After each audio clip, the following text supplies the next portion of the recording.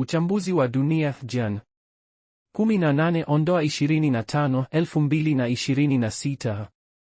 Karibuni katika dunia inayobadilika.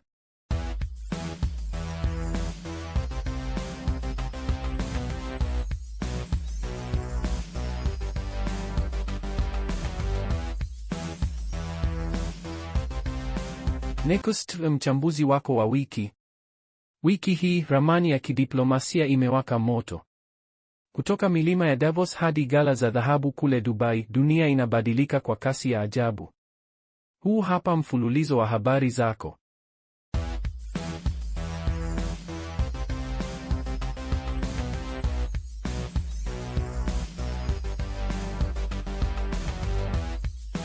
Davos 2026, pambano la teknolojia na madaraka. Mkutano wa Davos umefungwa kwa mshangao. Elon Musk amehudhuria kwa mara ya kwanza. Utabiri wake: roboti hivi karibuni zitakuwa nyingi kuliko binadamu.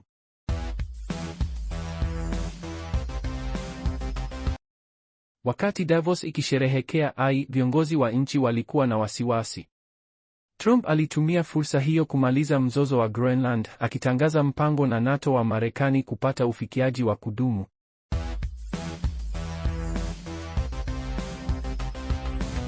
Uchumi: kupaa kwa kihistoria kwa dhahabu kwenye masoko. Rangi pekee inayong'ara ni dhahabu. Bei imefikia rekodi isiyofikirika ya karibu $5,000 kwa wakia wiki hii.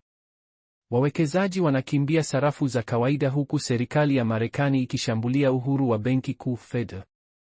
Hii siyo tu hali ya kupita, ni mgogoro wa imani ya kimataifa dhidi ya sarafu ya karatasi.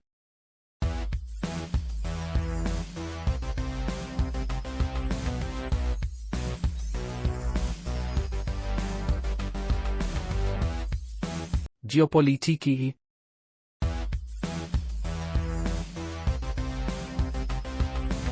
Shinikizo kwa Venezuela na India. Donald Trump amejitangaza kuwa rais wa muda wa Venezuela kupitia Truth Social, akidai Marekani sasa inaendesha kila kitu ili kulinda mafuta.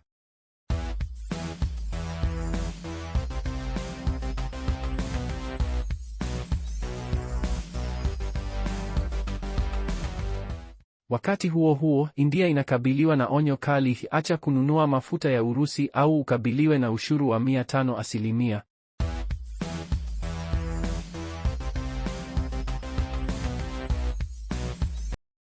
Enzi ya nchi zisizofungamana na upande wowote sasa ipo hatarini.